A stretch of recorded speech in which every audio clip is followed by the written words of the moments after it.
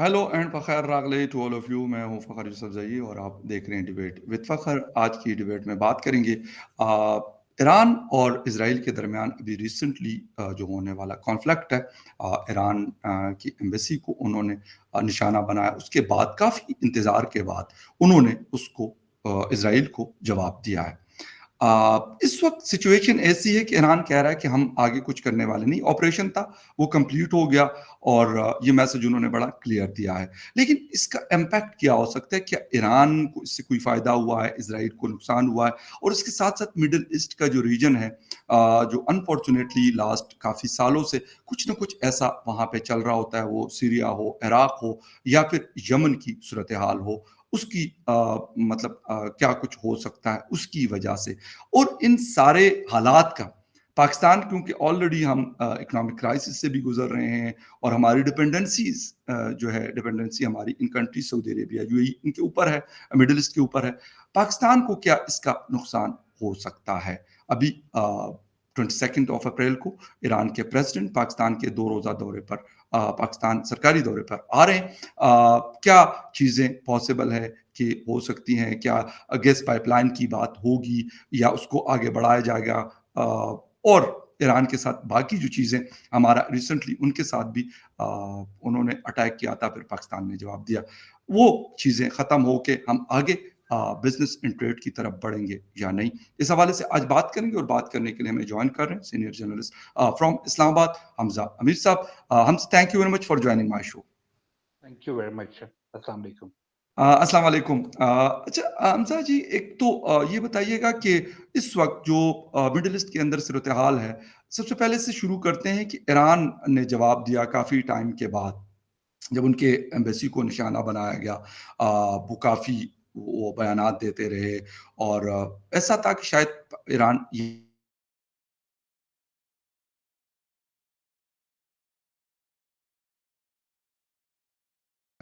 आपको क्या नज़र आ रहा है कि ईरान ने कुछ गेन किया है इससे, या ठीक है बस अपनी अवाम को बता दिया कि हमने इज़राइल को जवाब दिया? देखिए, ईरान का जो ये रिएक्शन था ये एक्सपेक्टेड था, क्योंकि जो इज़राइल का जो स्ट्राइक थी दमिश्कस में, वो इरानियन कॉन्सुलेट के ऊपर थी। और जी, ये ज़हन में रखिए कि ईरान की जो उनकी जो वो रिवॉल्यूशनरी गार्ड्स हैं, उनकी जो पोज़ीशंस हैं, उनके कमांडर्स की बड़ी वैल्यू है। वो वहाँ पे उस रीजन के अंदर जिस तरीके से ऑपरेट करते हैं, वो ईरान को एक तरह से पूरी तरीके से सेफगार्ड करके चलते आए हैं फॉर जी, डेकेड्स। इसी तरह से जब सीरिया की अटैक हुआ तो उसमें 2 मेजर बड़े कमांडर्स की कैजुअल्टी हुई और ईरान ने साफ कहा था कि हम इसको रिएक्ट ज़रूर करेंगे।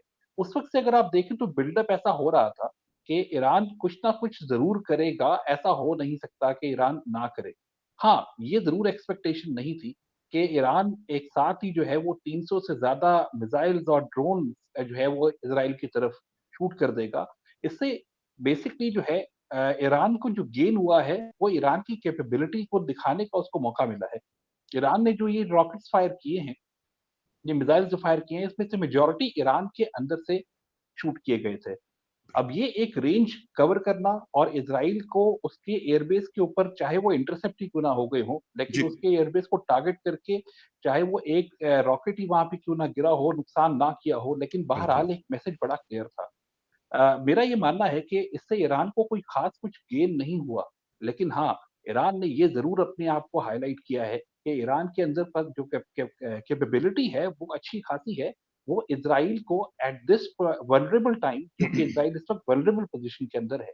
ऐसे में अगर वो ईरान को किसी भी तरीके से टारगेट करने की कोशिश करेगा तो ईरान उसको बहुत सख्ती से रिएक्ट कर सकता है।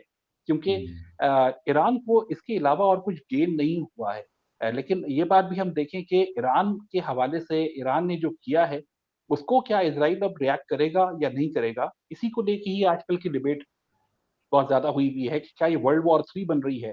क्या इस तरह से इज़राइल उसी तरह से रिएक्ट करेगा जैसे उसने गज़ा के ऊपर किया, हुँ, जब गज़ा ने अटैक किया था?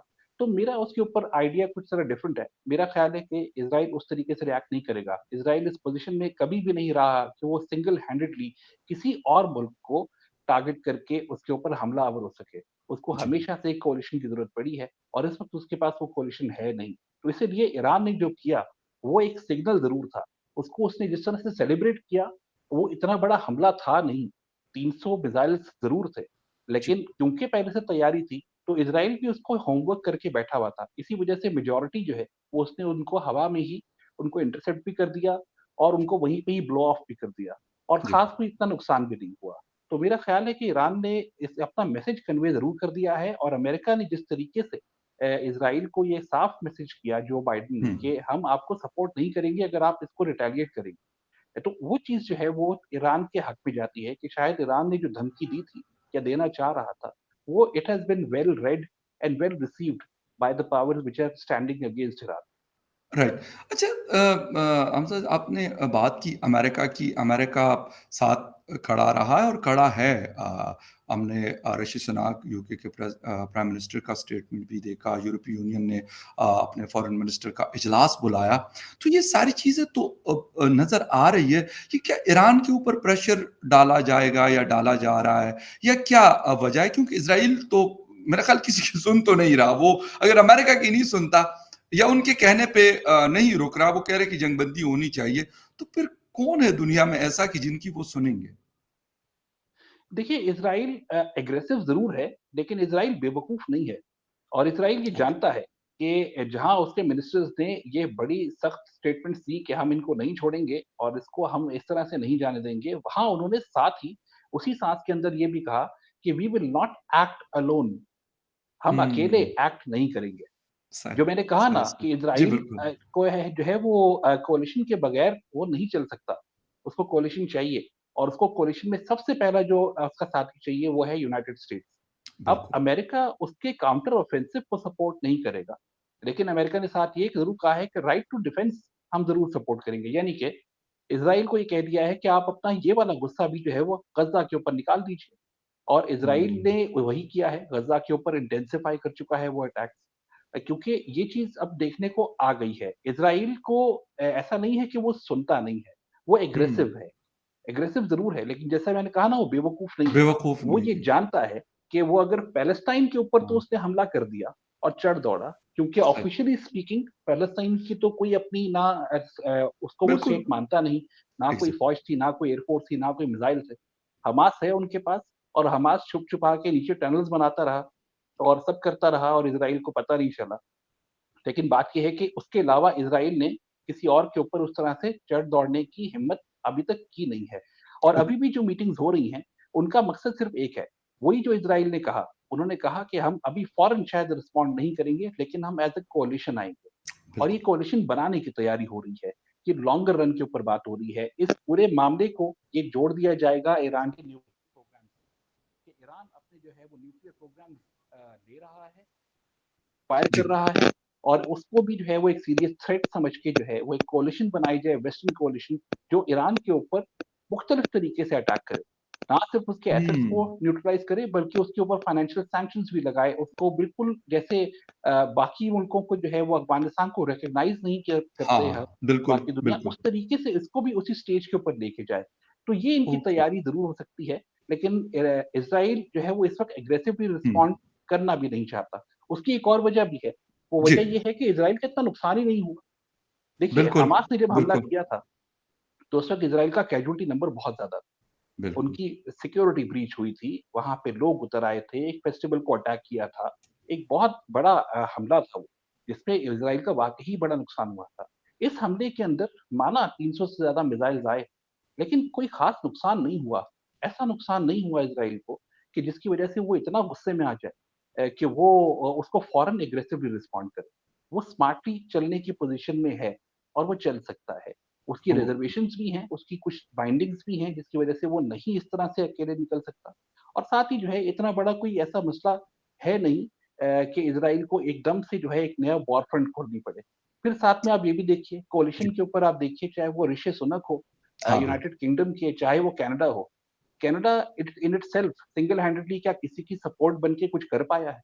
नो, उसकी मिसाल ज़िंदा में है सामने यूक्रेन की। बिल्कुल सही कह यूक्रेन रहे के हैं। साथ क्या कर दिया उसने? क्या दे दिया उसको और हुँ, क्या हासिल कर दिया?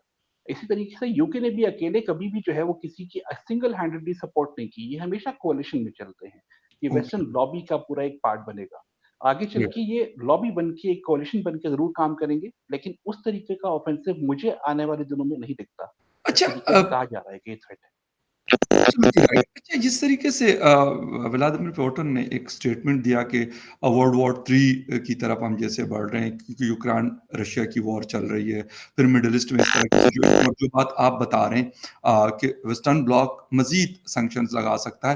पहले ही ईरान को शायद 10 साल होने को है कि उनके ऊपर पाबंदियाँ हैं और काफ़ी उनकी इकोनॉमी को नुकसान हुआ है। हालाँकि एक बहुत सारी एनर्जी के रिसोर्सेज मौजूद है जो इस वक्त दुनिया को ज़रूरत है, लेकिन उसके बावजूद उनकी हालत बेहतर नहीं हो रही है। उसकी वजह ये लेकिन ईरान क्या जवाब देगा फिर इन चीज़ों का? चलें उन्होंने 300 मिसाइल फायर कर दिए, इज़राइल को एक जवाब दे दिया कि हम ये कर सकते हैं। लेकिन ये जो बाकी चीज़ें इसको कैसे हैंडल करेगा?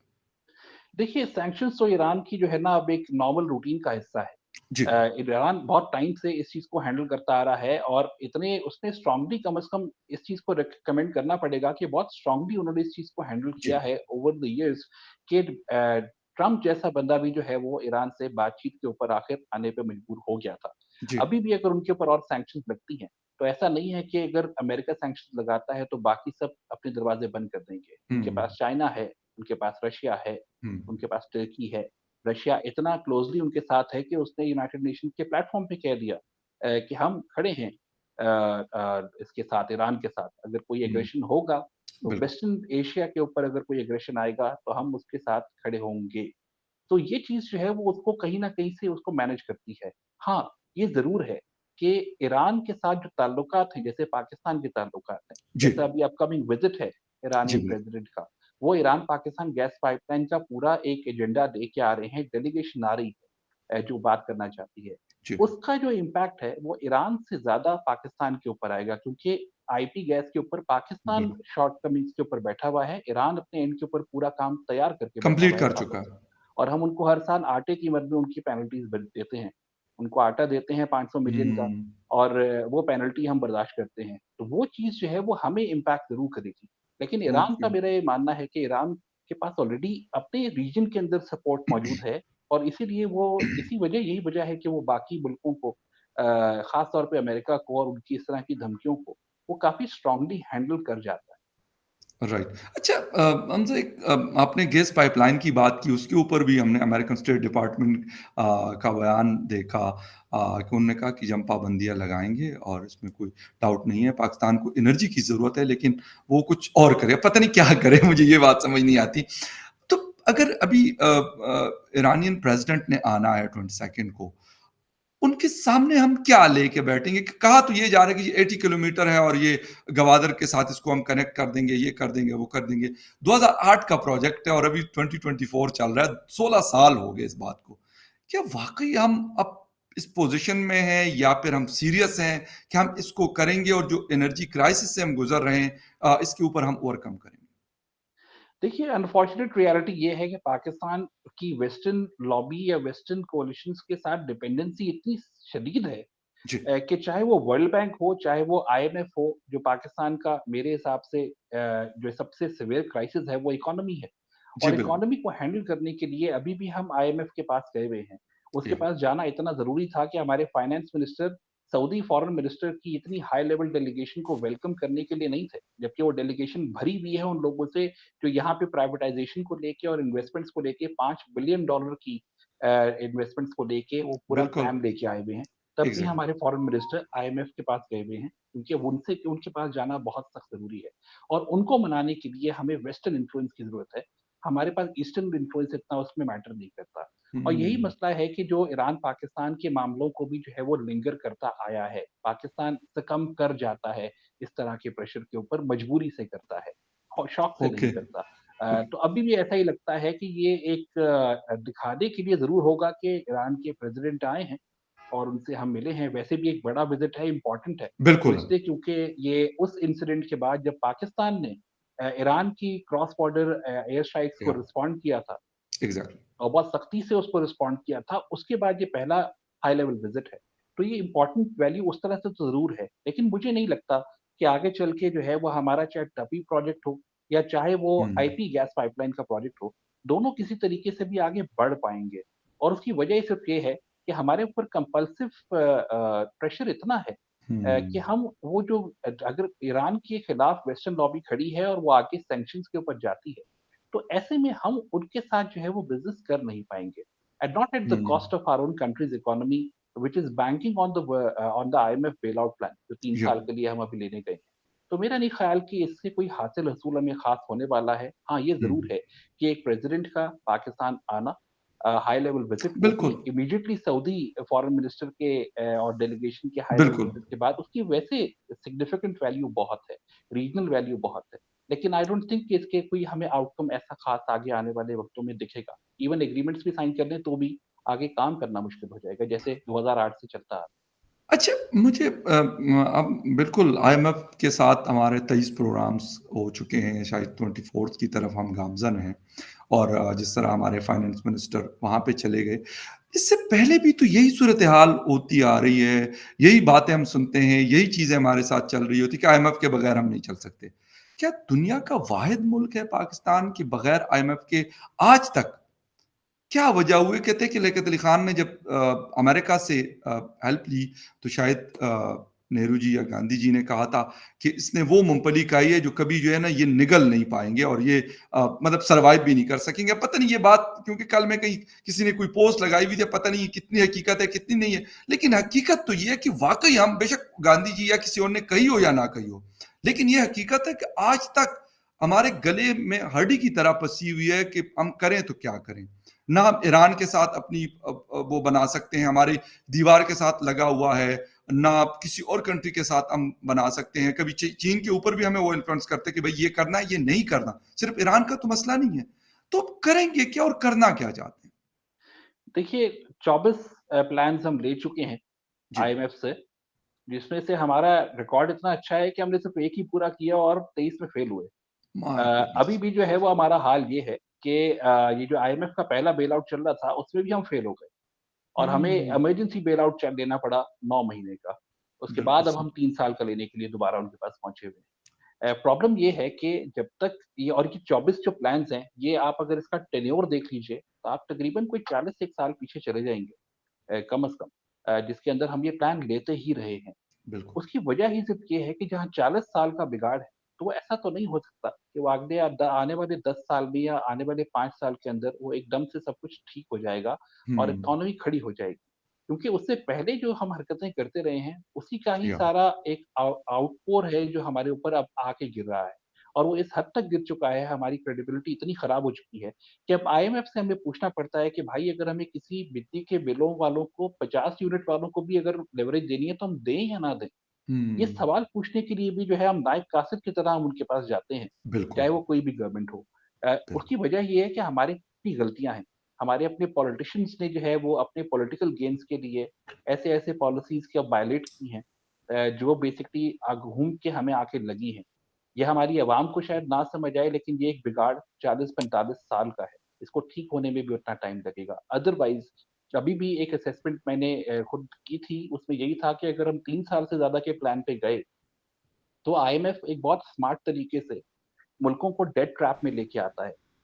सही, और ये इसकी एक ज़िंदा मिसाल अभी भी मौजूद है अर्जेंटीना। अर्जेंटीना बिल्कुल। पिछले दहाइयों से जो है, वो डेट ट्रैप के अंदर है। वो हमेशा हर साल जाता है, उनके पास फिर से उधार लेता है, फिर पैसे लेता है और वो जो पॉलिसीज़ बना के देते हैं, उसको पूरा नहीं कर पाता। उसका एक्सटर्नल डेट बढ़ जाता है, उसको पूरा करने के लिए एक्सटर्नल पेमेंट्स को पूरा करने के लिए उसको और लेना पड़ता है। और ये हुँ, सालों से अब दहाइयाँ हो चुकी हैं कि वो एक इतने इतने शदीद डेट के अंदर है कि लगता ही नहीं है कि वो बाहर निकल पाएगा, कोलैप्स हो चुका है। हमारा तरीका ये है कि हमें बेसिकली 3 साल का प्लान मिलता है, तो हमें थोड़ा-सा साँस मिलता है और कुछ नहीं। हम तो एक तरह से समझिए कि ना अपनी अपनी गर्दन ना हल्की-सी ना कन्नी मार के बचा के निकल जाते हैं और उसी तरीके से सर्वाइवल पे चल रहे हैं। क्योंकि जब तक वो जो आईएमएफ का प्लान है, उसमें कुछ पॉलिसीज़ हैं। वो पॉलिसीज़ हुँ, हम सबको बहुत बुरी लगती हैं। उसमें महँगाई होती है, अभी आज हम बहुत। 15 तारीख पे बैठे हुए हैं, रात 12 बजे के बाद एक और सदमा हम पे गिरने वाला है। बिल्कुल जी, लेकिन बिल्कुल। मसला ये है कि ये जो बिगाड़ का हल है, हमने बिगाड़ करके अपनी जब एन्जॉयमेंट कर ली, तो उसका हल करने के लिए सख्तियाँ भी तो बर्दाश्त करनी पड़ेंगी। उनके आप हुँ, रिफ़ॉर्म्स पॉलिसीज़ जो देखें, उसमें कुछ ऐसे बड़े-बड़े मसाइल नहीं हैं। वो सिर्फ़ ये कहते हैं कि भाई हम औरों से पैसे लेके आपको देते रहें, आप उसको जी, उड़ाते रहें, तो हम औरों की टैक्स मनी आपको दें तो दें क्यों? अगले भी तो पैसे देते हैं, अपने बिल्कुल। टैक्सेस भरते हैं।